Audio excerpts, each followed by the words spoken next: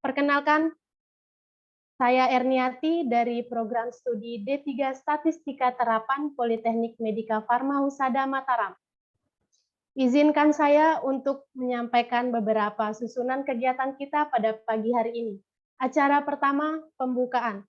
Marilah kita buka acara ini dengan sama-sama melafazkan basmalah. Bismillahirrahmanirrahim. Acara kedua, menyanyikan lagu Indonesia Raya.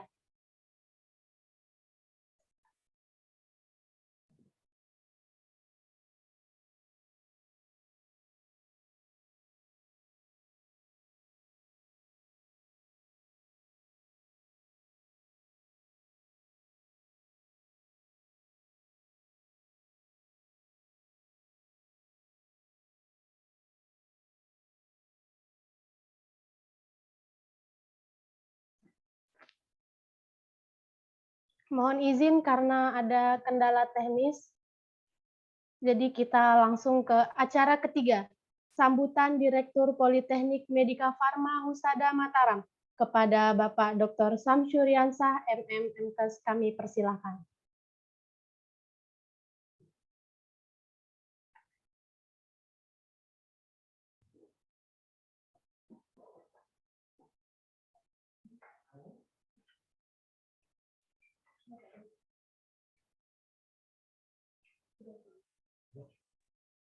Assalamualaikum warahmatullahi wabarakatuh. Waalaikumsalam warahmatullahi wabarakatuh. Selamat pagi. Salam sejahtera untuk kita semua. Om Swastiastu. Alhamdulillah, pada pagi hari ini kita dapat bersama-sama hadir di kegiatan kuliah umum yang diselenggarakan oleh program studi D3 Statistik Terapan Politeknik Medika Farma Husada Mataram. Yang saya hormati Ketua Program Studi D3 Statistik Terapan, Bapak Jihadul Kusti. Yang saya hormati para pemateri yang luar biasa pada pagi hari ini. Saya dapat informasi bahwa ada Bapak Dr. Arif Chandra dari Badan Pusat Statistik ya di NTB. Selamat datang Pak Arif. Terus ada Pak Umam Hidayatullah dari Universitas Hamzah di Unhaz Selong. Selamat datang Pak Umam. Terima kasih atas kesempatan yang diberikan kepada Politeknik Medika Farma Husada Mataram untuk sama-sama berkolaborasi tentunya.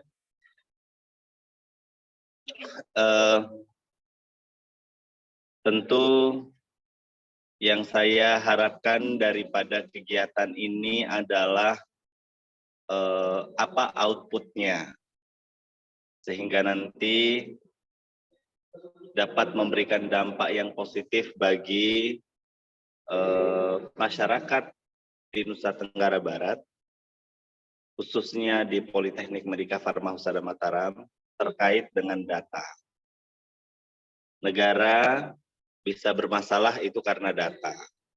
Jadi tugas kita bersama, khususnya teman-teman statistik, ayo kita sama-sama memberikan dampak yang baik bagi negara ini, khususnya di Nusa Tenggara Barat, dalam rangka memperbaiki data.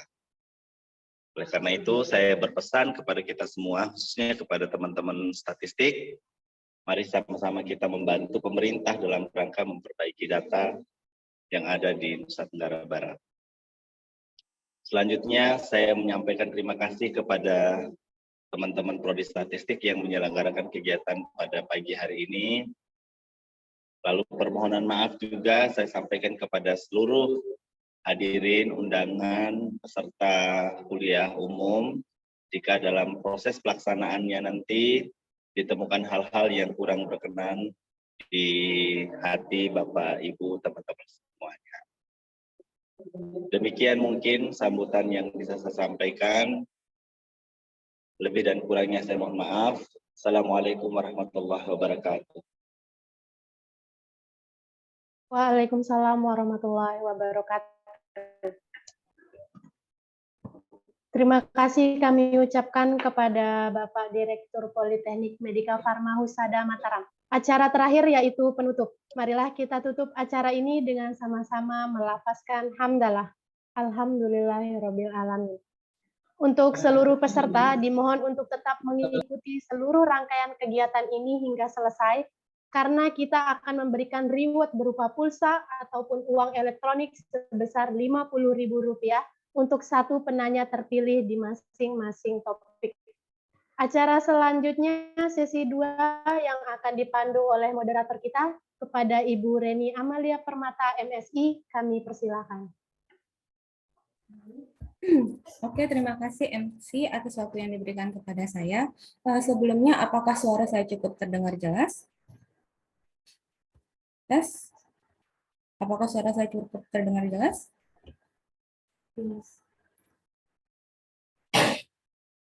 Oke, bismillahirrahmanirrahim. Assalamualaikum warahmatullahi wabarakatuh. Selamat pagi, perkenalkan saya Reni Amalia Permata, dosen Prodi D3 Statistik Terapan Politeknik Medika Farma Husada Mataram, yang akan menjadi moderator pada kuliah umum pagi hari ini, yang diselenggarakan oleh Prodi D3 Statistika Terapan. Selamat pagi juga saya sampaikan kepada pemateri kita pada pagi hari ini, yaitu Bapak Dr. Arif Chandra Setiawan, MSI. Saya sapa dulu Pak Dr. Arif. Selamat pagi, Pak. Pagi, Mbak. Dengar suara saya, Mbak? Ya, agak kecil sedikit suaranya. Ya. Oke. Sudah terdengar? Sudah. Terima kasih, Pak. Bagaimana kabar Pak pagi hari ini? Alhamdulillah. Alhamdulillah. Semoga sehat-sehat selalu.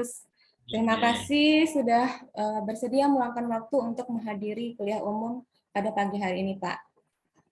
Selanjutnya saya sapa juga pemateri kedua kita, Bapak Umam Hidayatur Rahman, MSI. Terima kasih sudah bersedia menjadi pemateri pada kuliah umum perdana prodi kami ini.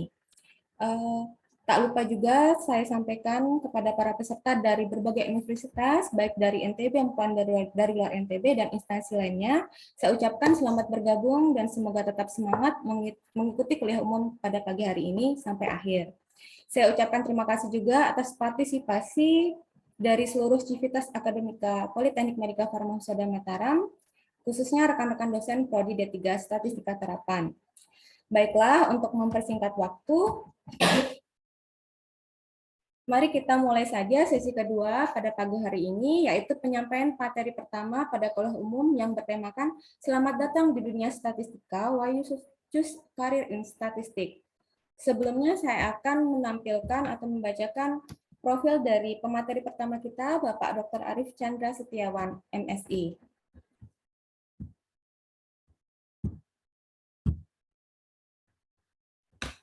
Pak Dr. Arif Chandra Setiawan MSI lahir di Jember 25 Desember 1971. Saat ini beliau adalah Koordinator Fungsi Statistik Sosial di Badan Pusat Statistik Provinsi NTB. Beliau beralamat di Jalan Gunung Kerinci nomor 8 Mataram NTB.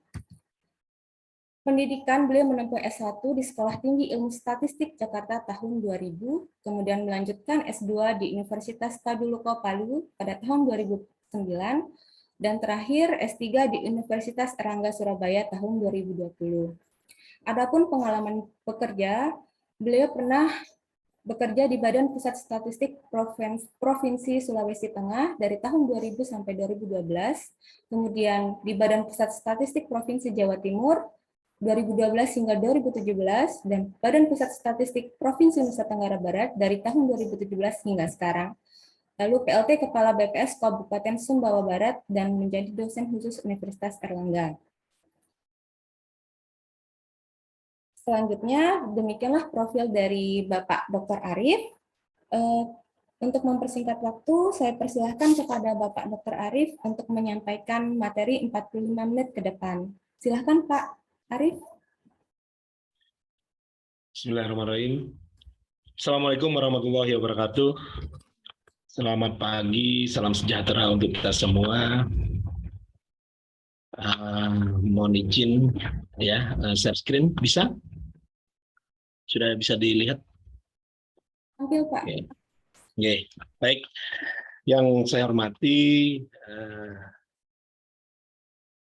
rektor ya atau direktur tadi dari Politeknik Media Farma Husada, moderator, MC dan semua narasumber kedua Pak Umam, teman saya, terus kemudian seluruh yang mengikuti Zoom ini baik di Mataram maupun di luar dari NTB. Baik, beberapa hari yang lalu saya diminta untuk menyampaikan kuliah umum ini yang saya kasih judul gitu ya, saya kasih judul statistisi karena informasi yang saya dapat awalnya bahwa yang mengikuti ini adalah teman-teman baik dari prodi statistik maupun dari ininya nggak kelihatan ya. Sebentar. Video saya nggak kelihatan ya? Videonya, Pak. Sebentar ya. Nggak apa-apa deh, bermasalah mungkin. Baik, saya lanjutkan saja. Bapak Ibu yang saya hormati, untuk kondisi atau untuk statistisi itu karena kami dari praktisi gitu ya, dari pengguna atau seringnya orang-orang yang dari lulusan statistik itu ke kami, jadi kami biasa menyampaikan atau biasa mempunyai keinginan orang-orang seperti apa sih yang layak atau yang bisa menjadi statistisi yang kemungkinan kedepannya bisa dipakai data-datanya kita oleh pemerintah, masyarakat maupun oleh stakeholder yang lain. Baik, saya lanjutkan saja. Mohon izin saya dikasih waktu berapa hari ini? Berapa jam? Maaf. 45 menit ke depan, Pak. Baik. Sampai jam 10. Baik, ini ya Bapak Ibu yang saya hormati, data itu ada di mana-mana dan berseliweran. Sekarang ini bahkan muncul diistilahkan bahwa big data gitu ya. Nah, pada berbagai kesempatan juga atau pertemuan kenegaraan Presiden juga mengatakan bahwa data itu kini itu sebagai jenis kekayaan baru. Jadi kalau kita paham terkait data, jadi tagline-nya saya sampaikan di sini, kalau kita paham terkait data, maka kita akan kaya, akan bisa memberikan kontribusi kekayaan untuk diri kita dan untuk ke masyarakat. Karena apa? Data itu lebih berharga daripada minyak sekarang ini. Nah, premis dasarnya apa? Premis dasarnya yaitu ekonomi digital yang sekarang ini ada, yang baru-baru ini kan ada ekonomi digital, dan data yang diekstrak dari data itu ya mirip seperti beberapa dekade atau beberapa abad yang lalu itu seperti minyak. Nah, sekarang data itu bisa diekstrak, bisa disampaikan dan bisa juga dilakukan pengekstrakan sehingga bisa diartikan, diinterpretasikan sehingga bisa membuat atau menjadi kekayaan baru kita. Kemudian untuk informasi ya, data itu adalah catatan atas kumpulan fakta. Kalau misalkan, jadi sebelum kita masuk, siapkah kita menjadi statistisi, kemudian kita nanti apa-apa saja yang mendukung atau yang fungsinya data, terus kemudian kita coba belajar sedikit terkait dengan statistika nanti. Nah, itu kita coba mengartikan secara fundamental apa sih data gitu ya. Data dan informasi itu adalah catatan.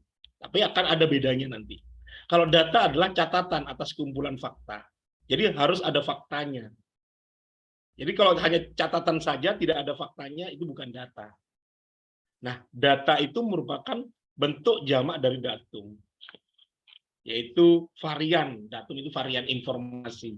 Yang berasal dari bahasa Latin.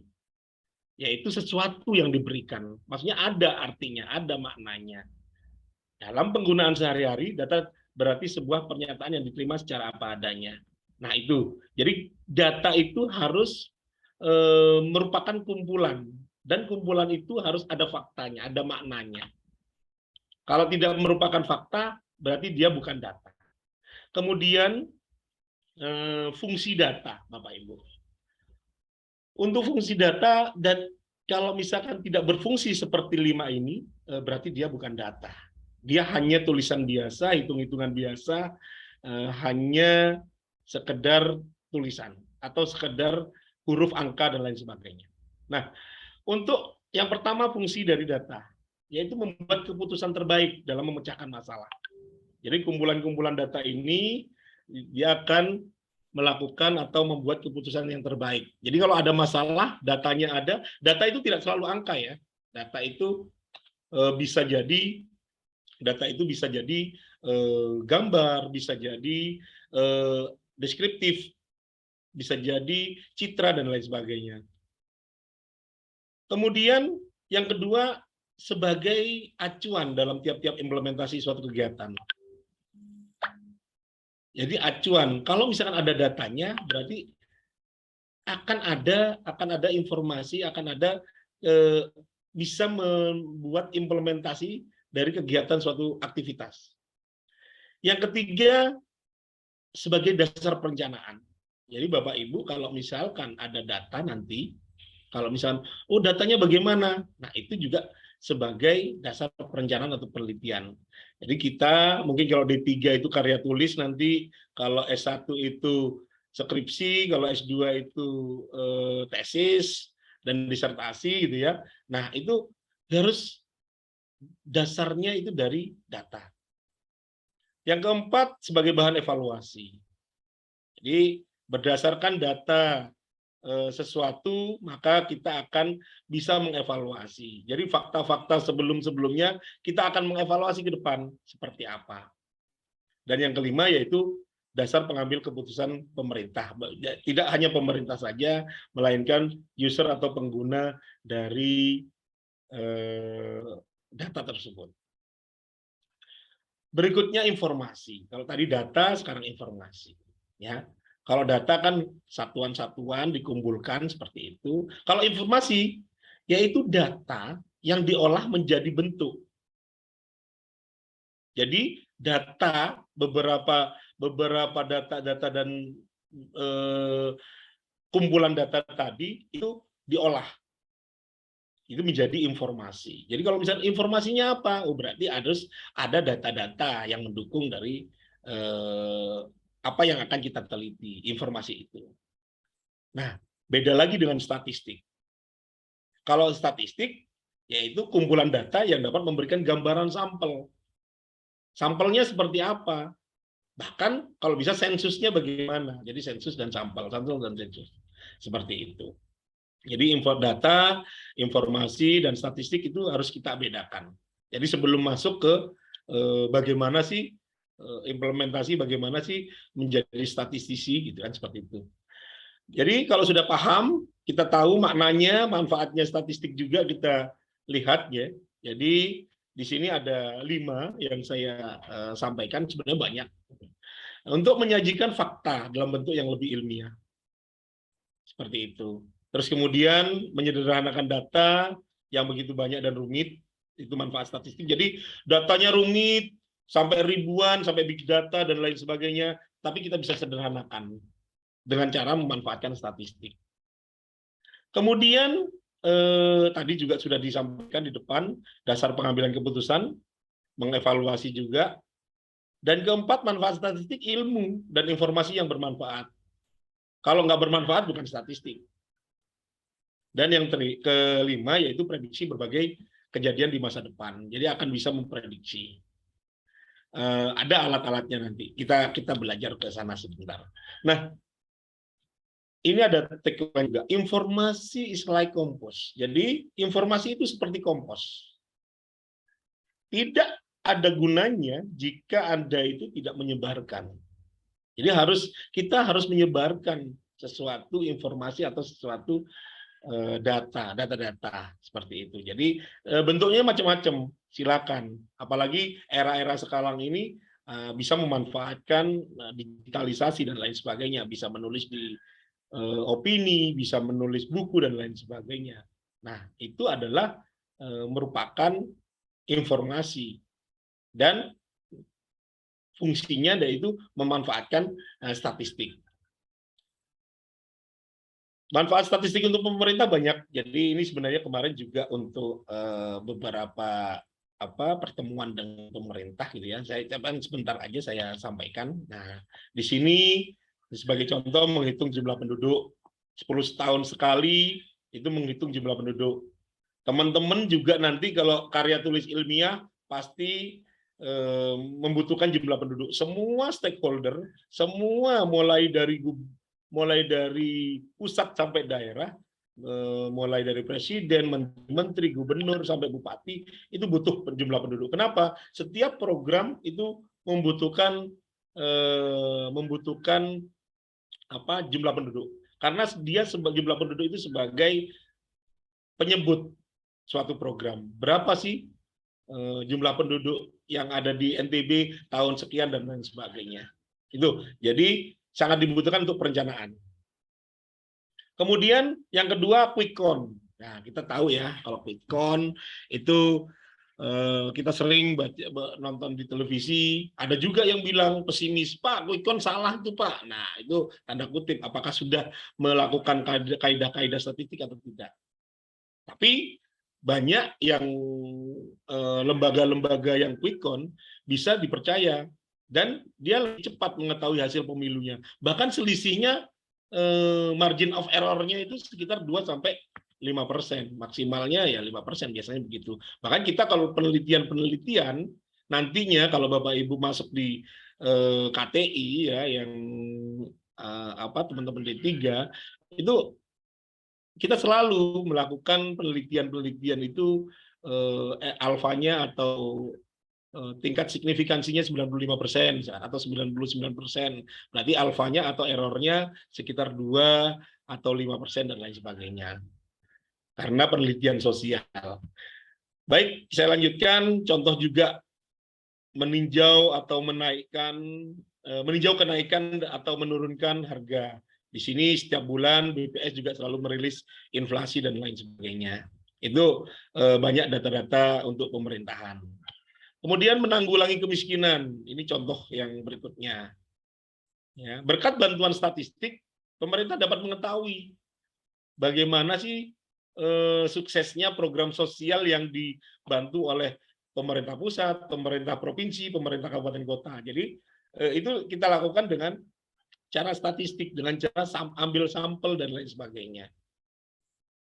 Kemudian, nah, apa sih tahapan atau proses bisnis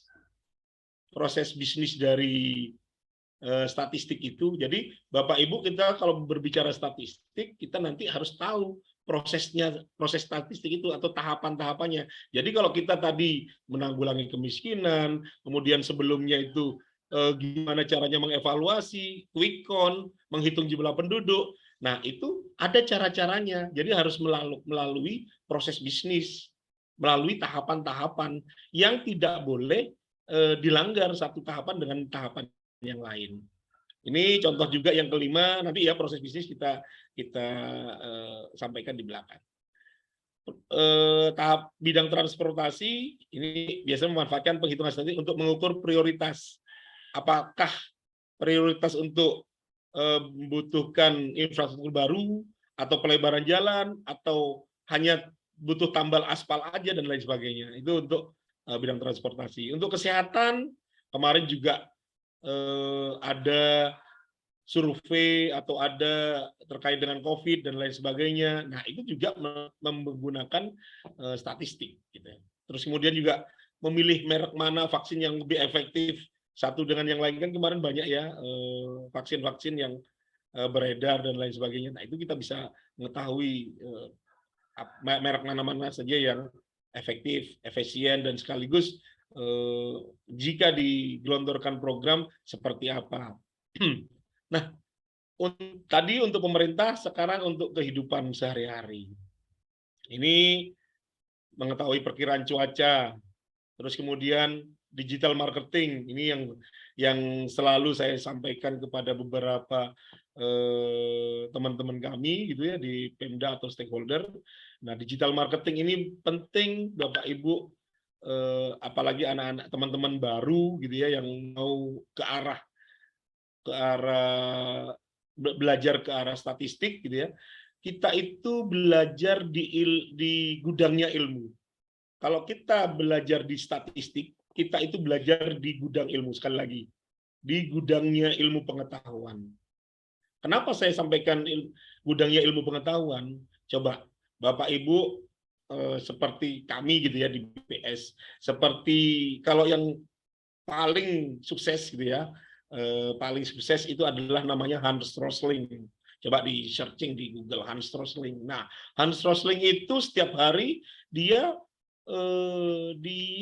melakukan atau membuat paparan dan membuat dunia itu selalu antri untuk mendapatkan masukan-masukan dari beliau, Hans Rosling ini. Jadi beliau itu salah satunya. Nah, kalau kami gitu ya yang outputnya atau keluaran dari sekolah tinggi ilmu statistik gitu kan, atau orang-orang yang dari statistik, biasanya kita dimintain tolong oleh teman-teman dari dari OPD, dari stakeholder, dari apa untuk melakukan kegiatan statistik, terus kemudian melakukan analisa dan lain sebagainya. Itu biasanya kita dapat melakukan kegiatan, dan sekaligus kita bisa memberikan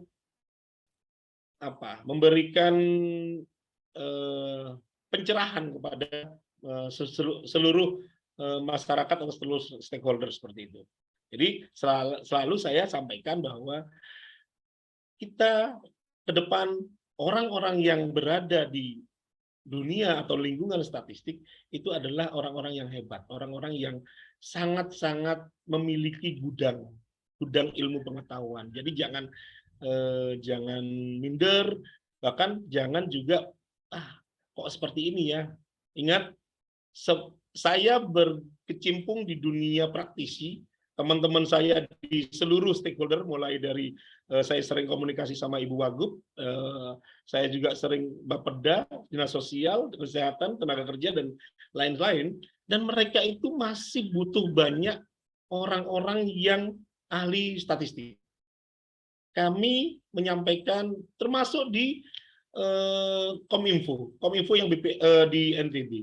Nah, mereka itu butuh orang-orang yang ahli di statistik. Karena apa?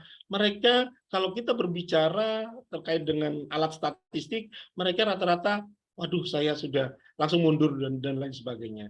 Jadi saya butuh, sebenarnya kami di BPS terutama, kami butuh orang-orang yang di output keluaran dari, termasuk juga keluaran dari Politeknik ini, Media Farma ini, untuk menjadi statistisi yang handal untuk membantu kita di NTB terutama. Masih banyak, apalagi kabupaten kota. Jadi kurangnya orang untuk yang terkait dengan outputnya dari statistis. Nah, termasuk dengan digital statistik ini. Statistik terapan dapat menjadi motor utama dalam mengubah pendekatan marketing. Jadi bagaimana marketing sekarang ini banyak yang seperti Tokopedia, seperti ini, itu menggunakan statistik semua. Seperti Shopee kalau kita biasa belanja dan lain sebagainya. Nah, itu menggunakan statistik semua. Kita tidak bisa memungkiri seperti itu. Maaf. Nah, kemudian yang ketiga, di bidang olahraga. Bapak Ibu kalau biasa melihat di olahraga gitu ya, di situ juga menggunakan alat statistik. Bisa menilai performa atlet, peralatan olahraga yang digunakan seperti apa, terus kemudian kalau misalkan kita biasa nonton bola juga berpikir mengeluarkan output. Bagaimana sih statistiknya di situ? Siapa yang bagus, siapa yang kalau misalkan sepak bola itu operannya dan kemudian skill masing-masing itu bisa dilihat. Nah, itu menggunakan alat statistik. Asalkan kita bisa meramu alat itu, insya Allah kita bisa menggunakan atau bisa mengukur mana-mana saja yang bisa atau mana-mana saja orang-orang yang dapat dilakukan. Nah, itu fakta. Ingat tadi ada faktanya. Oh, orangnya seperti ini, larinya seperti ini dan lain sebagainya. Itu di bidang olahraga. Kemudian di layanan finansial, di bank, sekarang juga menggunakan statistik. Untuk apa? Memperkecil risiko pinjaman. Biasanya pinjaman itu juga menggunakan statistik, usianya yang mau pinjam bagaimana, terus bekerjanya seperti apa, sudah ada pinjaman yang lain enggak. Nah, itu menggunakan statistik semua. Jadi kalau misalkan kita sudah paham statistik, nanti kita tidak mungkin bisa gambling. Kita tidak mungkin berbicara untuk mau melakukan kegiatan istilahnya mau melakukan apa ya, judi dan lain sebagainya. Itu kita paham statistik, termasuk Bitcoin dan lain sebagainya itu, ya berapa persen sih kita bisa memperbesar kemenangan dan lain sebagainya. Di situ itu menggunakan statistik. Kalau kita hanya menggunakan pikiran dan menggunakan analisis kira-kira, saya yakin pasti Bapak Ibu kalau menggunakan atau melakukan saham dan reksadana dan lain sebagainya, itu banyak loss-nya, banyak kalahnya. Terus kemudian artificial intelligence. Nah, di sini robot-robot itu banyak dikembangkan berdasarkan data juga, berdasarkan statistik juga. Seperti itu. Kemudian, nah sekarang kita belajar statistika, baru kita masuk ke dalam bagaimana sih menjadi statistisi yang baik. Nah, belajar statistika Bapak Ibu, ini ilmu. Jadi kalau statistik beda dengan statistika. Kalau bicara orang kita biasa ya, oh ini statistik. Ingat, statistik berbeda dengan statistika. Kalau statistik tadi, ya, kalau statistika ini ilmu. Jadi kalau bahasa Inggrisnya ada S-nya belakang, statistics gitu ya. Nah, ini statistika ini ilmu yang mempelajari tentang, ingat. Jadi nanti kalau Bapak Ibu kita berbicara statistik, itu harus ada perencanaan, harus direncanakan. Kemudian harus ada pengumpulan data, ada juga pengolahannya, ada analisisnya, dan diseminasi atau penyajian dan interpretasi data. Serta bagaimana keputusan datanya itu, pengambilan keputusannya itu bagaimana berdasarkan data. Nah ini, kalau kita berbicara statistik, jadi setiap kegiatan, setiap orang melakukan penelitian di luar sana, di berbagai macam ilmu, bidang ilmu, misalkan baik di kesehatan, baik di tenaga kerja dan lain sebagainya, atau di prodi yang lain, termasuk di prodi statistik misalkan. Nah, itu harus ada statistikanya. Harus ada perencanaannya, pengumpulan datanya, pengolahannya, di ekonomi, di hukum, bahkan di hukum yang tidak mengetahui atau tidak ada unsur matematikanya, itu harus ada statistikanya. Jadi ingat teman-teman, terutama yang baru-baru, kita harus kalau misalnya bicara kita mengetahui ilmu statistik, ya, atau kita mau melakukan statistika, ya, kita harus ada perencanaan. Ini yang banyak yang salah. Tidak ada perencanaan, langsung dikumpulkan datanya. Sebenarnya datanya untuk apa sih? Gitu. Jadi harus ada perencanaan. Kemudian setelah direncanakan, dibikin kuesionernya seperti apa, dan ini juga kalau teman-teman hanya baru D3 S1 gitu ya, ini harus ada mengacu kepada jurnal itu sudah direview oleh reviewer yang ternama, terutama kalau bisa kualifikasinya kualifikasi yang Scopus dan lain sebagainya gitu ya, yang Q3 gitu. Karena apa? Kita tidak bisa merencanakan sesuatu itu tanpa ada teori, tanpa ada yang mendahului kita. Jadi kita harus merencanakan. Termasuk BPS juga mau merencanakan sesuatu, melakukan suatu kegiatan statistika atau melakukan kegiatan yang diperintahkan oleh Presiden. Contoh yang terbaru adalah registrasi sosial ekonomi. Registrasi sosial ekonomi itu kita harus rencanakan, dan kemiskinan contoh.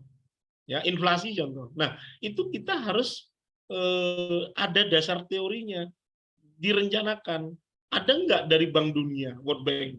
Ada nggak dari negara-negara yang lain? Misalkan FAO dan lain sebagainya untuk kegiatan kita yang misalkan kegiatan terakhir adalah registrasi sosial ekonomi, itu adalah mengumpulkan data sosial ekonomi se-Indonesia berupa sensus itu untuk nantinya untuk satu data program masyarakat, pemberdayaan masyarakat, program sosial dan pemberdayaan masyarakat. Nah, itu harus ada perencanaannya, termasuk kemiskinan. Kemiskinan juga yang paling gampang ya, kemiskinan itu harus direncanakan. Nah, direncanakan gimana? Seperti World Bank, seperti ini ada sekitar kalau kemiskinan di BPS itu mengacu sama seperti yang lain, 58 negara yang lain. Nah, berarti apa? Berarti kita bisa membandingkan antar negara, antar wilayah, antar daerah. Nah, sama seperti Bapak Ibu nanti, kalau misalkan kita ke statistika, perencanaannya itu apa? Perencanaannya untuk bisa nggak ini digunakan untuk kegiatan yang lain, perencanaan yang lain. Bisa nggak dibandingkan? Bisa nggak dibagi pakaian datanya untuk kegiatan yang lain? Seperti itu. Jadi perencanaan, pengumpulan, pengolahan, ngolah itu entry dan lain-lain. Ntar kita bahas sedikit. Ada analisis, ada penyajian. Baik ya. Nah, yang dimaksud perencanaan seperti ini, Bapak Ibu. Perencanaan waktu, biayanya bagaimana, tenaganya seperti apa. Nanti kalau misalkan mau melakukan survei atau apa, nah apakah datanya primer atau datanya sekunder, nah itu perlu dilihat, direncanakan. Ada biayanya enggak? Ada tenaganya enggak? Kuesionernya kalau misalkan kita turun lapangan atau kita turun ke rumah tangga atau data primer seperti apa? Buku pedoman wajib, karena selama ini tidak ada buku pedomannya. Saya tidak pernah atau jarang teman-teman yang S1 terutama itu melakukan buku pedoman pada saat penelitian data primer. Padahal buku pedoman itu penting. Buku pedoman untuk pendataan maksudnya. Pedoman untuk melakukan data primer. Terus kemudian di penentuan metode pengumpulan, apakah survei, sensus, atau registrasi. Berikutnya penentuan metodologi sampling. Samplingnya seperti apa? Sudah agak ini ya, kalau sudah bahasa sampling kadang-kadang orang agak infil gitu terkait dengan melakukan metode sampling di statistik. Tapi saya yakin teman-teman yang sudah masuk di Zoom ini, saya punya keinginan gitu. Teman-teman itu sudah memiliki pengetahuan dan memiliki keinginan yang memang benar-benar dari hati itu untuk melakukan atau belajar untuk teknik pengambilan sampel. Karena apa? Nanti kita akan nanti di kampus maksudnya kita akan mempelajari hal itu. Karena kalau tidak mempelajari hal itu tidak bisa menjadi statistik yang baik gitu. Berikutnya pengumpulan data. Kalau tadi perencanaan, sekarang pengumpulan data. Nah, pengumpulan data itu harus ada pelatihan. Kalau misalkan pengumpulan data atau petugasnya banyak. Kalau nggak ada, cuman kita sendiri nggak perlu. Terus kemudian pendataan lapangan, itu harus ada pemeriksaan, kalau misalkan banyak. Dan monitoring evaluasi. Ini kalau nggak salah nanti masuk ke pelajaran metodologi penelitian. Sedikit ini saya bahas. Kemudian di pengolahan data. Pengolahan data itu nanti ada editing, ada coding. Jadi diedit data yang habis dari lapangan, kalau misalkan orang petugasnya banyak, itu harus edit. Kemudian kalau misalkan jawabannya 1, 2, 3, kalau misalkan kita skala Likert, misalkan 1 itu apa, sangat tidak setuju misalkan, yang 5 sangat setuju, maka kode 1 itu nanti dikodingkan menjadi sangat setuju dan lain sebagainya. Itu kalau skala Likert. Kalau misalkan 1 laki-laki, 2 perempuan, nah itu juga dikoding. Seperti itu, harus ada codingnya. Terus kemudian di entry, dimasukkan ke dalam komputer. Habis itu baru kita lakukan evaluasi. Dan setelah itu, setelah pengolahan data, kita lakukan kajian. Kajian termasuk koherensi dengan data lainnya. Apakah koheren? Enggak.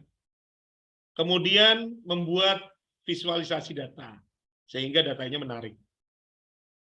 Dan yang berikutnya untuk analisis penyajian dan interpretasi data ini menafsirkan atau memaknai data itu.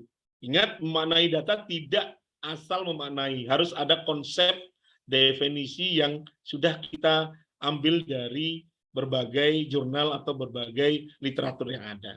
Tidak hanya asal menafsirkan semau kita sebagai peneliti. Nah, ini Bapak Ibu, dari 45 menit yang sebenarnya hanya 5 slide ini aja gitu ya. Skill apa sih yang perlu dimiliki oleh statistisi yang sehingga kita itu bisa dipakai tanda kutip atau bisa melakukan atau yang bermanfaat ya, melakukan yang bermanfaat, hal-hal yang bermanfaat untuk seorang statistisi. Skill apa yang perlu dimiliki? Baik, yang pertama ya. Ini statistisi itu, orang-orang kalau berbicara statistisi itu berarti ahli dalam ilmu atau dalam statistika. Tuh, jadi seorang statistisi berarti dia ahli dalam ilmu statistik. Tuh. Kalau misalkan ahli, maka kira-kira pertanyaannya, tertarik nggak ya orang menjadi statistisi? Banyak orang tidak tertarik. Terus terang, banyak orang tidak tertarik. Saya dulu awalnya mungkin ya, saya ingat-ingat dulu nggak begitu tertarik ya, terkait dengan statistisi. Tapi setelah saya nyemplung, saya tahu statistik. Terus kemudian saya banyak diminta bantuan oleh teman-teman yang lain, diminta bantuan menganalisis, diminta bantuan untuk membuat melakukan interpretasi, melakukan uji. Karena saya paham alat statistik, kalau dong diuji, jarang sekali teman-teman yang lain itu paham uji atau metode-metode statistik. Nah, setelah saya tahu, terus kemudian banyak orang di luar sana waktu itu, saya masih sekolah di Sekolah Ilmu Tinggi Statistik, ya. Banyak teman-teman dari UI, dari IPB minta bantuan ke kami, minta bantuan ke teman-teman statistisi di Sekolah Tinggi Ilmu Statistik waktu itu. Nah, minta bantuan ya otomatis karena itu bukan official, kami masih mahasiswa, nah, kami dapatlah istilahnya pundi-pundi rezeki dari situ. Untuk bahkan yang minta bantuan bukan hanya S1 aja, bahkan S2 seperti itu waktu itu. Nah, jadi sekali lagi saya sampaikan, lumayan ini kita ada di gudang ilmu pengetahuan, rugi kalau tidak tertarik kepada menjadi statistisi. Nah, skill apa sih yang perlu dimiliki oleh statistisi itu? Ini Bapak Ibu.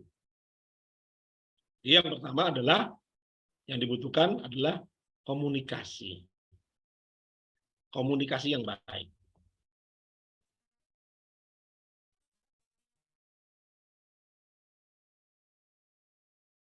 Jadi untuk di lapangan terutama ini komunikasi yang baik itu, pada saat pengambilan data itu kita butuhkan komunikasi. Perhatikan tata bicara, perhatikan juga kondisi kita, sopan, ramah. Dan saya juga menyampaikan teman-teman ke teman-teman kantor dan teman-teman, termasuk kita melakukan Zoom meeting.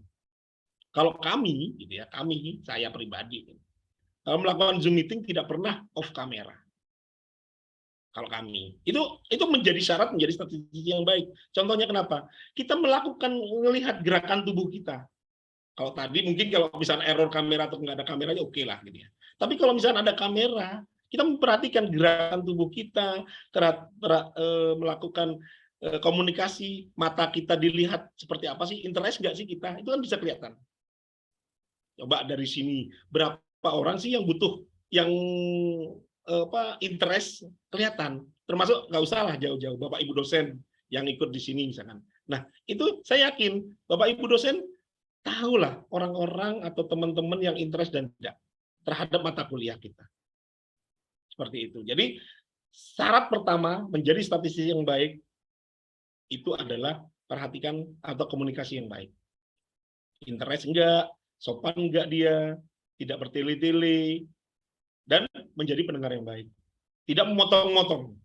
Jadi orang kita mengambil dokumen atau mengumpulkan dokumen langsung meminta ke responden, apa yang disampaikan responden itu langsung dipotong. Nah, itu tidak bisa. Jadi harus perlu komunikasi yang baik antar petugas statistisi dengan dengan ini terutama khusus untuk yang primer ya, mengambil data primer ya, komunikasi yang baik. Jadi syarat utamanya statistisi ini. Kalau misalkan statistisi jutek, nggak akan bisa jadi statistisi. Tuh.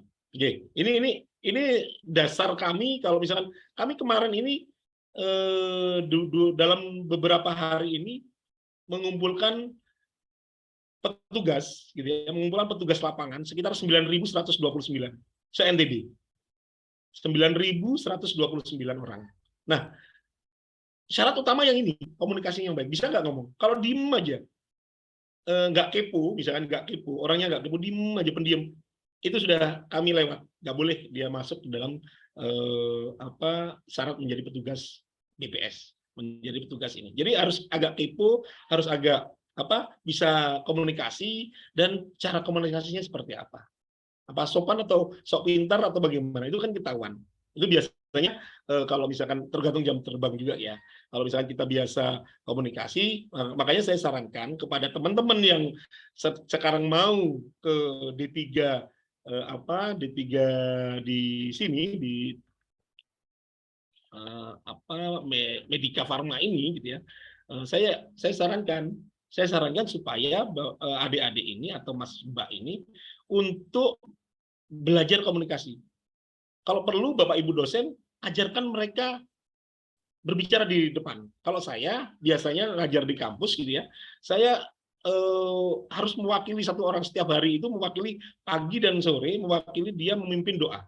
Minimal memimpin doa dan membuat yel-yel atau menyuarakan yel-yel. Supaya apa? Dengan pertama sungkan sama dosen, sungkan sama orang. Gimana mau komunikasi dengan penduduk, dengan responden yang akan kita ambil datanya, gitu. Seperti itu. Jadi ingat, ini komunikasi yang baik. Oh, kok gitu ya? Memang seperti itu statistisi. Jadi rata-rata kalau Bapak Ibu kenal orang BPS, ya kita harus komunikasinya yang baik. Memang karakternya orang berbeda-beda, tapi intinya harus di sini. Yang kemudian yang kedua yaitu kemampuan mengolah data. Ini mungkin nanti diajarkan oleh Bapak Ibu guru dosen gitu ya. Memahami analisis statistik. Jadi ada beberapa alat-alat statistik, dan jangan hanya mengandalkan dari Bapak Ibu dosen. Pengalaman saya juga ngajar di UNER gitu ya, secara daring untuk kelas MM kalau kelas malam gitu di UNER. Mereka itu rata-rata meskipun dari S1 yang jurusannya ekonomi dan jurusannya matematik, masih belum memahami alat statistik. Karena apa? Hanya mengandalkan mengolah data itu hanya mengandalkan yang diajarkan atau yang disampaikan oleh Bapak Ibu dosen. Saya kepingin sih teman-teman, gitu ya, kalau misalkan mau berkembang, itu belajar sendiri banyak kok, apalagi sekarang internet itu YouTube aja bagaimana cara melakukan mengolah data itu banyak sekali. Tetapi ada kaidah-kaidahnya, nanti itu yang disampaikan oleh Bapak Ibu dosen kalau misalkan kita mau melakukan atau mau menganalisis statistik. Tidak asal menganalisis, hati-hati di sini. Jadi memahami alat statistik. Memahami tools alat. Kalau yang atas adalah memahami analisis. Menganalisisnya gimana? Kemampuan programming. Nah, ini Bapak Ibu. Jadi saya bocorkan saja. Sekarang ini kan banyak orang-orang yang mampu memahami analisis statistik, mampu alat analisis, tapi dia tidak bisa programming. Itu juga kalah. Jadi kalau bisa Bapak Ibu belajar di luar, atau adik-adik yang mahasiswa ini belajar di luar untuk programmer, menjadi orang-orang yang paham program. Sedikit-sedikit saja. Karena apa? Nanti itu alat-alat hasil data-data kita itu, jika datanya tidak berbentuk misalkan DBF, datanya dalam bentuk DBF, tidak hanya melulu Excel atau biasa yang terkeren FViews atau SPSS, tidak seperti itu. Nah, kalau misalkan berbentuk yang lain, kalau kita tidak memiliki kemampuan programming, masih butuh orang lain lagi, masih butuh sesuatu ke orang lain lagi. Jadi kalau bisa, ya kalau bisa ini yang poin nomor 3, kemampuan mengolah data ini, jika bisa, itu teman-teman belajar lagi program. Kalau Bapak Ibu alat statistik paham, analisis paham, punya basic programming, perfect. Duit itu sudah kesana kemari. Ada beberapa orang dari STIS, lulusan Sekolah Tinggi Ilmu Statistik. Sekarang dipakai Gojek. Bayarannya luar biasa. Dipakai oleh Garuda. Karena apa? Dia selain memahami alat statistik, dia juga paham programmer. Itu rata-rata. Jadi saya kembali lagi cerita dari histori. Gitu. Kalau misalkan teman-teman hanya analisis dan tools itu banyak. Tetapi kalau misalkan mampu program, kemudian ada basic komunikasi yang baik, biasanya orang programmer komunikasinya nggak baik. Hanya dia bisa komunikasinya dengan komputer. Tetapi kalau misalkan kombinasi komunikasi baik, alat analisis paham, alat statistik paham, analisisnya juga paham, luar biasa perfect. Dan satu lagi yang perlu ditekankan, saya stressing di sini, nggak saya tulis gitu ya. Teman-teman yang paham terkait dengan satu lagi yaitu terkait dengan video editing dan foto editing, Photoshop, Corel dan lain-lain. Karena apa? Di situ nanti muncul dibutuhkan sama seperti Pak Gub.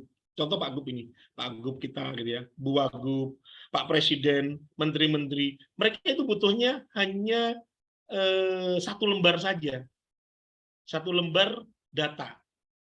Nah, kalau satu lembar data, gimana caranya? Ya udah, menggunakan hanya foto, gitu ya.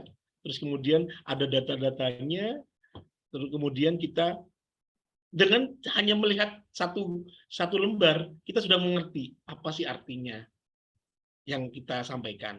Tetapi dengan cara harus analisisnya menggunakan alat analisis dan lain sebagainya.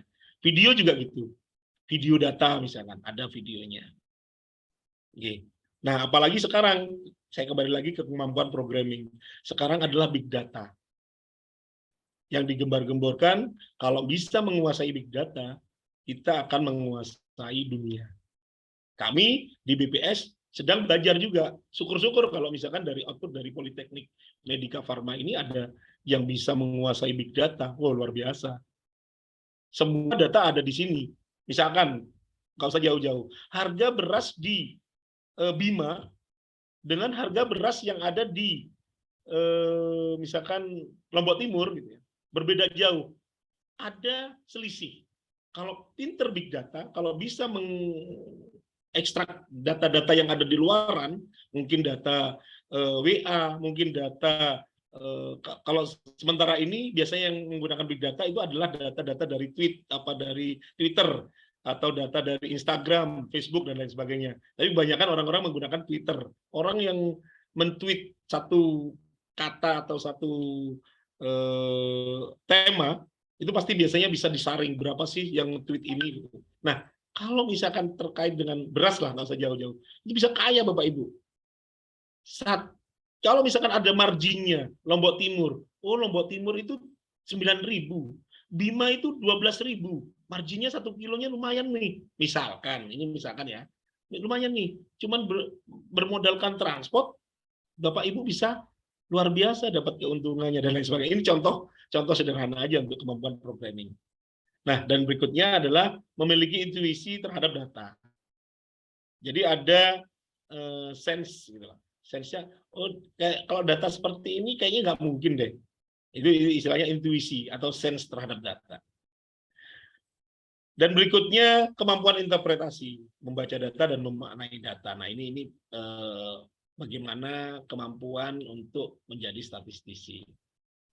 Baik, saya lanjutkan.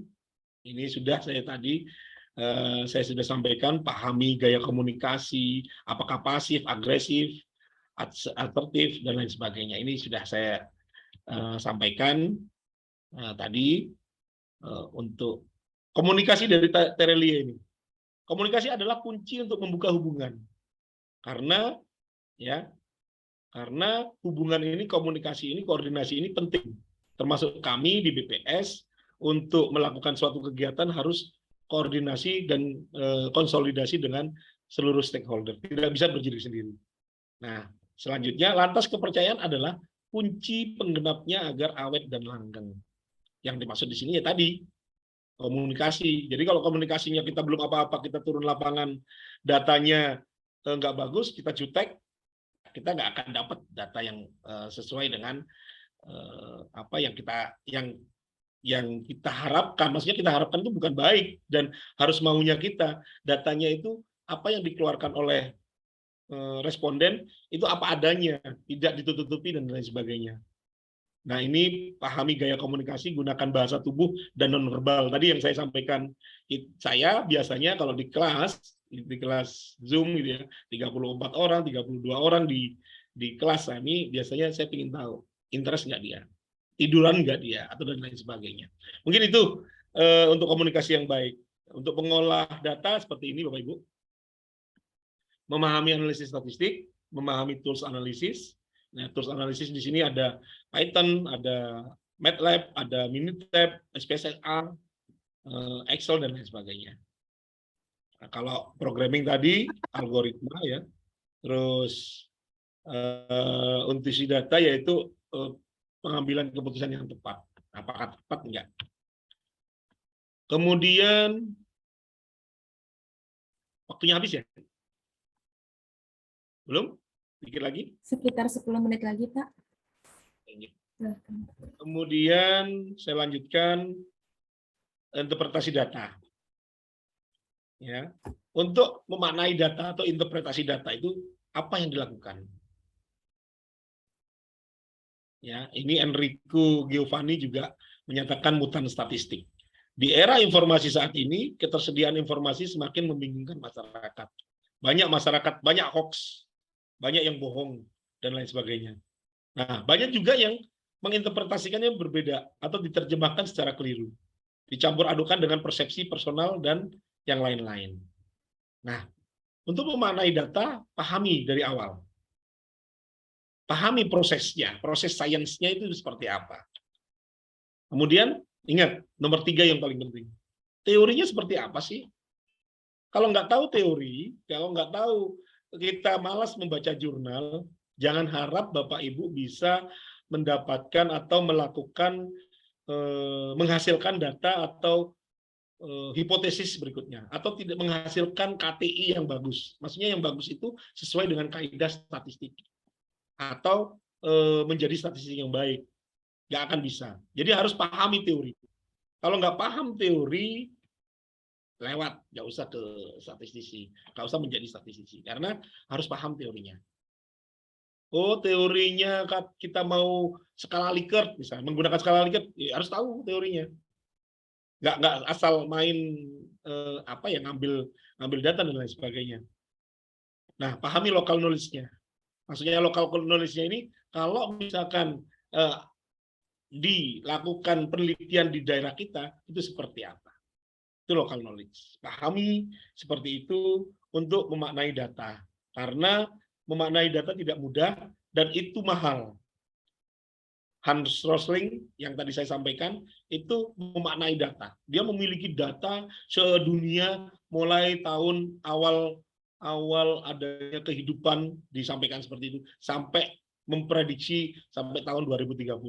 Dia memiliki itu. Coba cari searching Hans Rosling. Kalau misalkan punya itu terus memiliki kemampuan programming seperti dia, insya Allah Bapak Ibu lumayanlah kita. Datang rezeki, bukan kita mencari rezeki, insya Allah rezeki yang datang ke kita.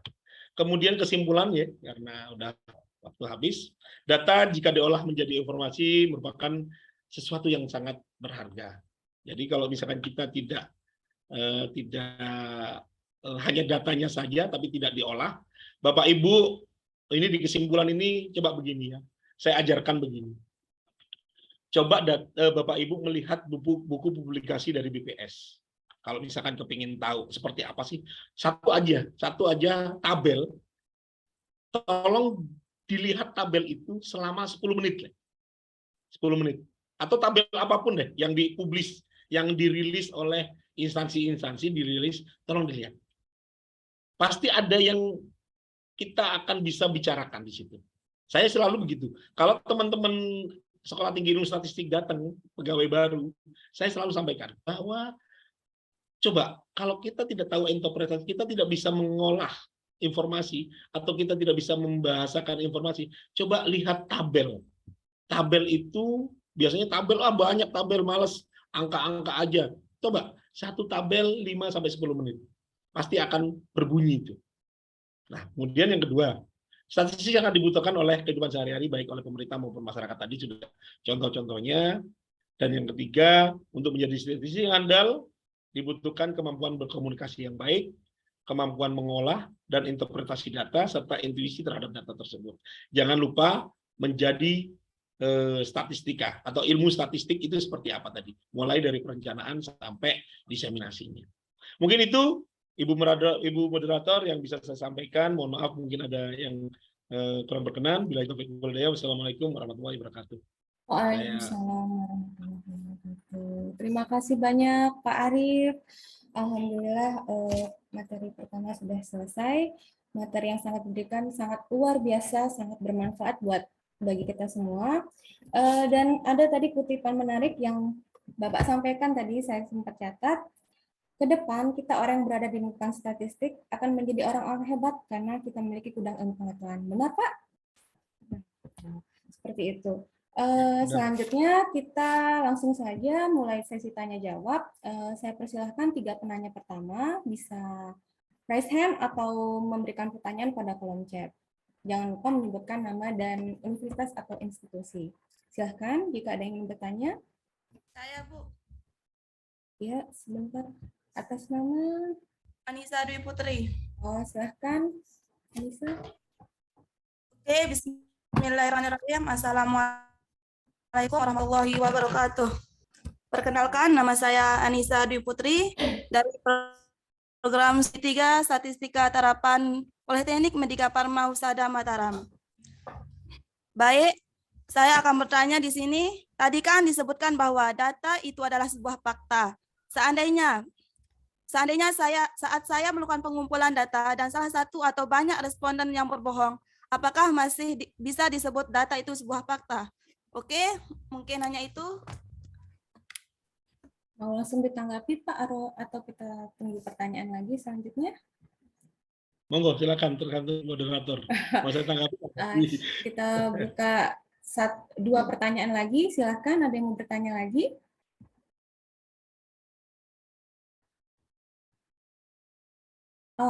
Ini ada Pak Abdurrahman Salim. Silahkan, Pak. Oke, Assalamualaikum warahmatullahi wabarakatuh. Waalaikumsalam. Perkenalkan, nama saya Abdurrahman Salim dari Politeknik Negeri Jember. Mohon izin bertanya, Pak Arief. Saya termasuk salah satu orang yang sering ya lihat data-data di BPS. Kayak misalkan kebetulan saya di jurusan produksi pertanian, banyak data terkait pada pertanian, kemudian perkebunan gitu. Yang ingin saya tanyakan, Pak, terkadang saya melihat data yang terdapat di BPS ya, dan data yang terdapat pada Kementerian Pertanian itu agak sedikit berbeda, Pak.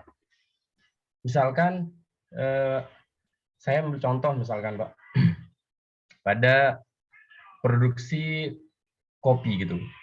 Di BPS itu saya mungkin ya beda-beda sedikit sih ya Pak. Cuma saya agak ingin bertanya apa memang apa saya boleh ngambil BPS atau kementerian gitu, Kementerian Pertanian.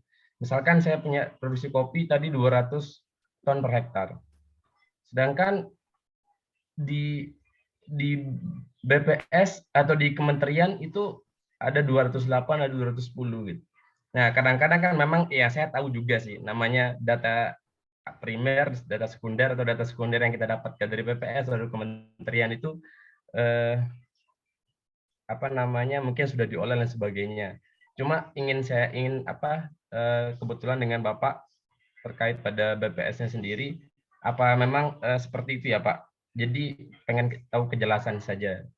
Terima kasih, mungkin saya kembalikan ke moderator. Terima kasih Pak Abdurrahman Salim. Selanjutnya satu orang bertanya lagi.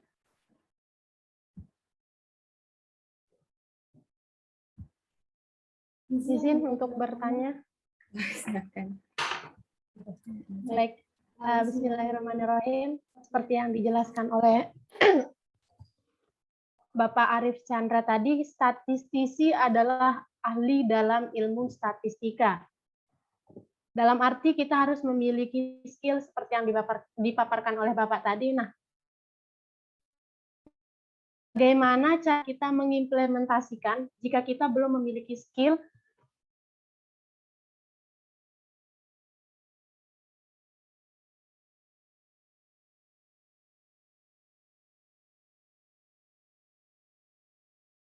berpikir atau kemampuan otodidak kita itu sangat unggul. Nah, gimana cara kita untuk menguasai semua skill tersebut, terutama untuk skill komunikasi? Sekian, terima kasih. Wassalamualaikum warahmatullahi wabarakatuh. Silahkan Pak, ada 3 pertanyaan. Yang pertama dari Anissa Dwi Putri, jika kumpulan data responding yang berbohong, apakah masih bisa disebut data? Kemudian kedua, pertanyaan dari Pak Abdurrahman Salim, ada perbedaan antara data pertanian dari kementerian dan data dari BPS. Kemudian yang terakhir, dari Erniati, bagaimana mengimplementasikan skill berkomunikasi. Silakan Pak Arif, saya persilahkan untuk menjawab 3 pertanyaan tersebut. Terima kasih Bapak Ibu, pertanyaannya bagus-bagus nih. Saya nggak nyangka pertanyaan kok kayak gini jadinya, tapi nggak apa-apa. Gitu ya. Banyaklah pertanyaan-pertanyaan yang di luar ekspektasi. Jadi gini, terkait dengan Bu Anissa, berbohong. Ya berbohong. Ingat, seorang statistisi nggak boleh berbohong. Kalau kita berbohong, data kita tanda kutip sudah bukan data dari data kita itu tidak dinamakan data hasil statistik. Ada di sebuah buku berbohong dengan statistik, tapi berbeda dengan kebohongan membuat statistik, itu berbeda. Kalau berbohong dengan statistik ada margin of error tadi. Oh, hasilnya ini hasilnya suatu daerah ini digambarkan dengan cara survei sedikit. Jadi misalkan satu daerah populasinya di NTB 5.300.000. Nah, kita ambil sampel sebesar 2.000 orang. Nah, 2.000 orang itu dibohongin dari 5.300.000 diambil sampelnya. Kita bisa menginterpretasikan, kita bisa melakukan gambaran sebesar se-NTB seperti itu. Nah, tetapi kalau berbohong untuk statistik itu nggak bisa. Kenapa? Contoh, banyak yang bertanya sama saya, jujur-jujuran saja, Pak, saya ini supaya bisa signifikan datanya, saya rubah jawaban dari jawaban dari responden. Nah, kalau sudah tidak signifikan, berarti Bapak Ibu tidak tahu ruhnya. Itu banyak sekali, bahkan sekelas, maaf nih, dosen gitu ya, dosen yang mau pengen signifikan saya supaya karena profesor saya, ini teman-teman saya S3. Ini dosen dan teman-teman nggak usah jauh-jauh ya, teman-teman mahasiswa banyak yang konsultasi ke saya gitu ya. Dari Yaman, dari mana, itu banyak sekali. Mereka itu dosen-dosen di sana, bukan dosen Indonesia, apalagi dosen di NTB, bukan dosen-dosen di luar ya. Ini mereka tanya, Pak, ini kita rubah aja ya supaya bisa signifikan. Tidak perlu, berarti tidak paham rohnya, tidak paham untuk untuk melakukan justifikasi analisis data karena tidak paham teorinya, tidak apa. Nah, sekarang pertanyaannya Mbak Nisa. Kalau berbohong respondennya, caranya supaya tidak berbohong respondennya harus tahu kaidahnya. Kita probing. Bahasa probing itu apa ya? Kita melakukan pendalaman lagi. Contoh, oh saya umurnya 15 tahun. Percaya nggak Bapak Ibu? Saya bilang, saya ini sekarang umurnya 15 tahun. Nggak akan percaya. Pak, waktu adanya gempa kemarin, waktu adanya Tambora yang ini, Bapak sudah ini enggak? Jadi ada pendekatan-pendekatan pertanyaan. Sehingga, oh Pak, waktu ada kejadian G30 SPKI, Bapak sudah lahir belum? Saya tanya, apa? Saya belum lahir lah pasti. Oh berarti Bapak nggak mungkin tahun 66. Kalau misalkan tadi nggak tahu profil saya. Jadi ada pendekatan-pendekatan seperti itu. Jadi gimana kalau petugas kami BPS biasanya kita berikan pelajaran untuk probing.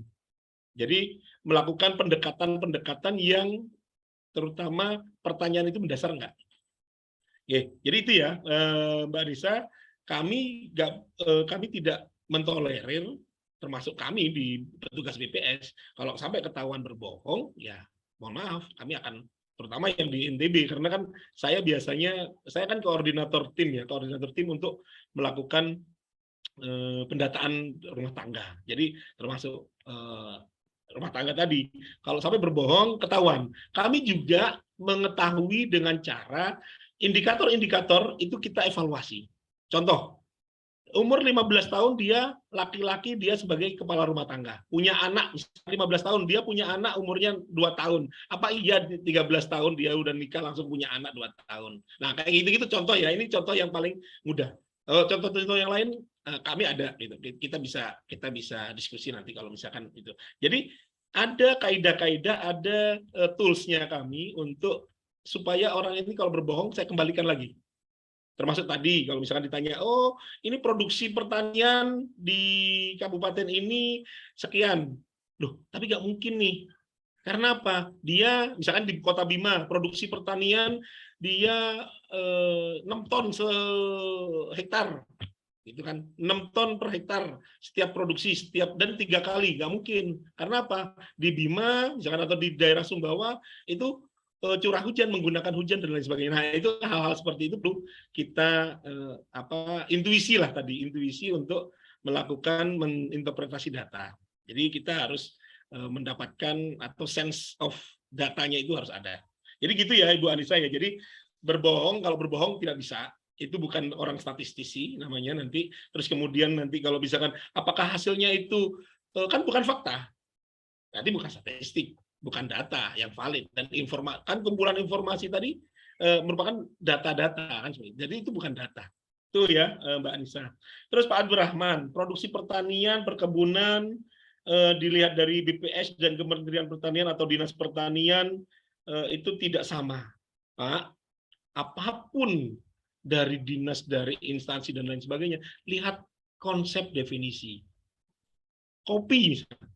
Kopi yang dimaksud di BPS itu seperti apa? Harus ada metadatanya, ada informasinya. Metadata itu jadi datanya misalkan kopi, nah itu kan data nih, data dari fakta-fakta bahwa kopi di Jember beberapa tahun itu datanya. Nah, metadatanya, namanya metadata itu, kopi ini berbentuk apa?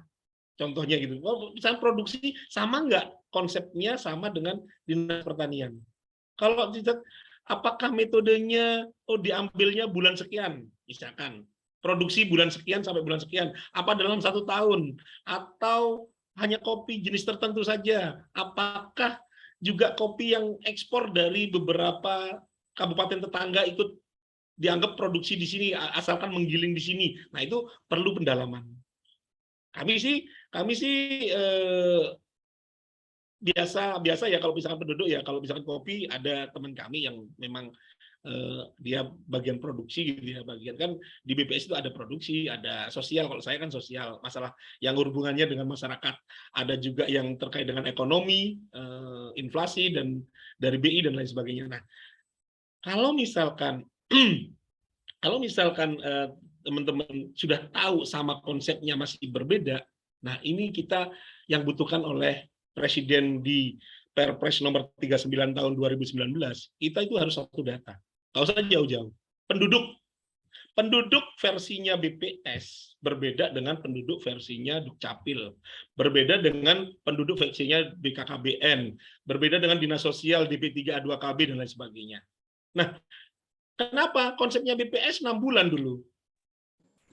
BPS dulu menyampaikan bahwa penduduk yang tinggal di situ, misalkan tinggal di Jember selama 6 bulan atau berniat untuk 6 bulan, maka dia sebagai penduduk Jember. Tapi BKKBN bukan begitu, ya Pak, Dukcapil bukan begitu. Dia nggak punya KTP Jember. Secara yuridis dia bukan Jember, dia orang Mataram. Maka dia sebagai penduduk Mataram. Nah, hal-hal itu sih yang menyebabkan terjadian perbedaan. Nah, bolehkah kita menggunakan mengambil itu sebagai data asalkan disebutkan sumbernya? Sumbernya BPS. Pasti orang peneliti yang lain paham, oh kalau misalkan sumbernya BPS, maka konsep definisinya atau metadatanya harus ambil yang BPS. Kalau misalkan dia menggunakan kementerian atau dinas pertanian, harus menggunakan sampelnya, metadatanya dinas pertanian. Sah-sah saja, nggak masalah. Dan itu semua benar. Tidak asalkan tidak berbohong tadi yang disampaikan Bu Anissa. Kalau berbohong pengambilan datanya dan lain sebagainya, nah itu akan menjadi problem. Berikutnya, ahli dalam ilmu statistika itu gimana sih cara implementasinya? Mbak MC ya tadi ya, yang gimana sih public speakingnya? Ya harus belajar Mbak. Aku juga. Saya dulu terkenal introvert Pak. Saya pribadi, gitu ya, saya pribadi. Karena saya berhubungan basic saya itu selama 12 tahun itu kita komunikasinya dengan komputer saja, tidak komunikasi dengan orang. Jadi apa ya, orang biasa dibilang itu introvert, tidak bisa komunikasi dengan orang. Ya caranya mumpung ini kan karena ilmu saya sharing gitu ya. Ilmu saya merasa aduh menghadapi orang segan, menghadapi ini ya. Maka dari itu tadi saya sudah sampaikan, bisa nggak ya di di kampus ini kita mengajarkan teman-teman semua, mengajarkan untuk berbicara minimal. Coba pimpin doa. Yang hari ini nomor absen 1, besok nomor absen 2, dan seterusnya. Kalau kami di ruangan begitu. Banyak, di BPS pun juga banyak yang introvert. Public speaking-nya kurang. Karena apa? Diajarkan di kampus hanya ya udah mengenal yang seperti anak SMA, satu arah dan sebagainya. Nah, gimana cara menggiatkan cara menggiatkan orang itu supaya bisa komunikasi? Cara paling gampang ya pertama belajar komunikasi. Kalau belajar aja itu juga tidak bisa dengar saja tidak bisa. Jadi harus implementasi. Banyak orang-orang yang biasa orasi di demo itu yang jadi. Kenapa? Dia yang pintar ngomong. Meskipun waktu orasinya belepotan bicaranya, tapi pada saat dia beberapa tahun ke depannya, insya Allah mereka bisa memimpin gitu. Nah, orang-orang yang seperti itu, termasuk Mbak Ernianti ini, udah mulai belajar aja MC. Jadi orang-orang yang lain belajar aja MC dulu gitu. Speaking gimana cara menguasai orang. Oleh karena itu saya sebenarnya teman-teman semua nih, coba semua yang ada di Zoom ini, coba buka videonya. Kita pasti tahu gimana caranya untuk melihat, oh ekspresinya, oh senyum dia, oh dia berarti memahami kita, oh dia itu tidur-tiduran, oh dia itu nggak menggunakan jilbab misalkan yang muslim dan sebagainya, oh Pak saya lagi acak-acakan. Nah itu melakukan atau mencerminkan dirinya sendiri. Itu jadi caranya kalau kepingin agak kepo Mbak Ernianti, caranya ya misalkan kalau muslim ya, yang ngaji aja yang banyak gitu. Ngaji terus kemudian panjang, ngaji 1 hari 1 juz, caranya ya mungkin gitu, karena selama ini saya diajarkan setelah saya dinyatakan dulu kamu itu introvert loh ya, kamu ini komunikasinya nggak bisa sama manusia, kamu ini komunikasinya hanya sama komputer. Ya, coba apa caranya? Nah ada yang salah satu guru saya ngajarin, coba kamu 1 hari 1 juz tapi ngomong kenceng, jangan dalam hati ngajinya dibesarkan. Di PD, percaya diri gitu. Nah, dari cara situ itu bisa ya, tapi mungkin di agama lain monggo silakan pakai kitabnya mungkin atau apanya dan lain sebagainya. Itu salah satu yang bisa menguasai skill komunikasi. Caranya dan kita harus punya ilmu. Kalau cuma skill aja kita nggak punya ilmu terkait dengan termasuk berbicara ya. Kebanyakan itu juga nggak bagus. Itu kadang-kadang saya dulu E-nya itu 1000 kali. Jadi dihitung sama. Kalau setiap pelaksanaan kegiatan seminar, E-nya Pak Arief ini 800 sekian. Nah, itu saya sampai melakukan riset. Oh, berarti banyak sekali nih E-nya saya kurangin gimana caranya. Dan masuk sekarang ini juga masih banyak E-nya. Nah, itu public speaking skill saya masih kurang bertambah gitu. Perlu belajar. Kalau nggak belajar nggak bisa, nggak akan jadi seperti itu. Oke, mungkin itu yang bisa saya sampaikan. Saya kembalikan ke Mbak. Terima kasih banyak Pak Arief sudah menjawab pertanyaan dari 3 penanya kita pada pagi hari ini. Demikianlah untuk sesi tanya jawab pada sesi 2 ini.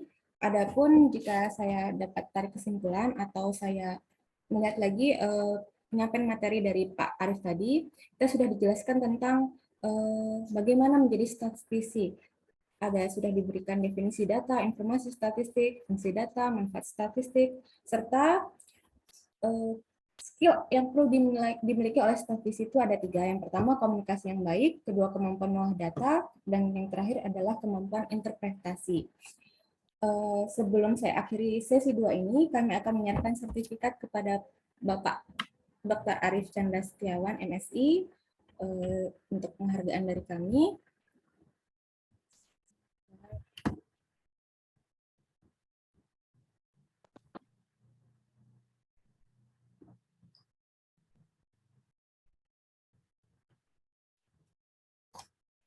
Ini saya serahkan sertifikat.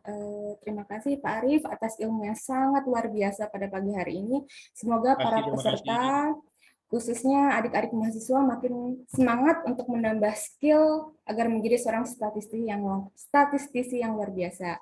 Mari kita berikan aplaus yang meriah untuk Bapak Dr. Arief Chandra Setiawan, MSI. Terima kasih banyak Pak. Selanjutnya, Pak Arief. terima kasih banyak. Selanjutnya kita mulai sesi ketiga, yaitu penyampaian materi yang tidak kalah menarik, yaitu tentang prospek kerja lulusan bidang statistika.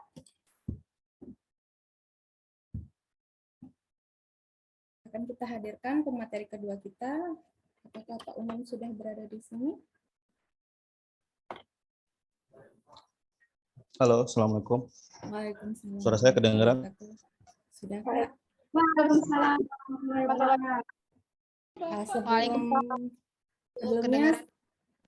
Sebelumnya saya akan membacakan profil dari Pak Umam Hidayatur Rahman, MSI.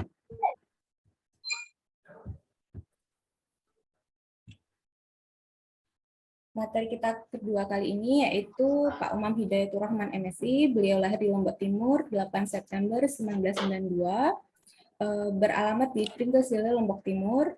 Beliau sekarang adalah dosen statistika Universitas Hamzah Wadi, sekaligus pendiri PT Global Nusantara Riset, dan saat ini sedang menjadi koordinator wilayah NTB untuk PT Poltreking Indonesia.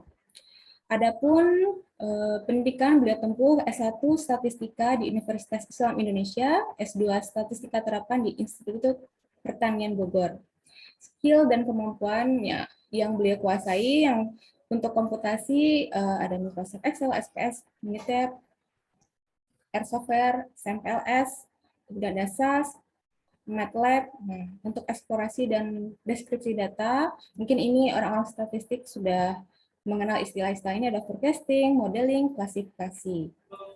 Selanjutnya, pengalaman beliau pernah bekerja di PT Poltreking Indonesia sebagai statistisi, kemudian pernah mengajar di Prodi Ilmu dan Teknologi Pangan PTPA Universitas Mataram.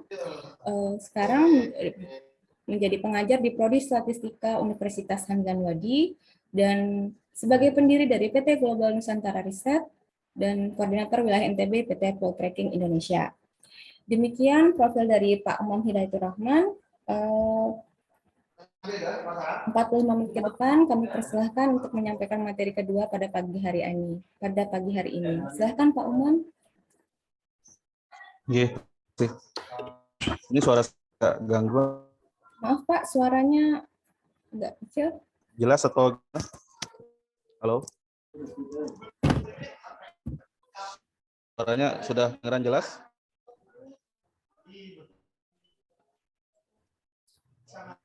Masih kecil suaranya Pak. Masih belum terdengar.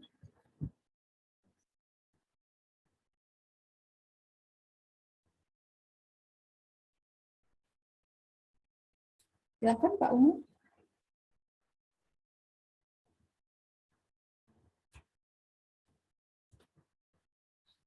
Mohon maaf, sepertinya ada kendala jaringan. Kami coba hubungi kembali Pak Umum.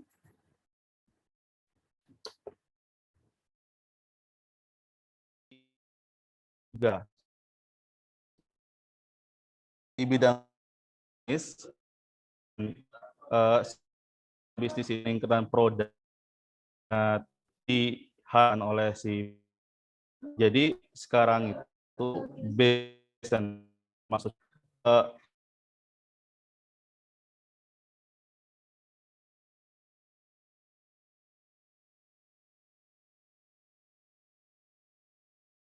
halo, apakah ini? Waalaikumsalam. Gangguan atau gimana nih? Maaf Pak, ini ada jaringan koneksi internetnya kurang stabil. Apa bisa mendengar suara Oke, saya Pak? pakai bisa kedengar. Nah, oke. Saya Silakan pakai Pak, ini mohon aja. maaf. Ya suaranya putus-putus. Silakan Pak, sudah kembali sepertinya jaringannya stabil.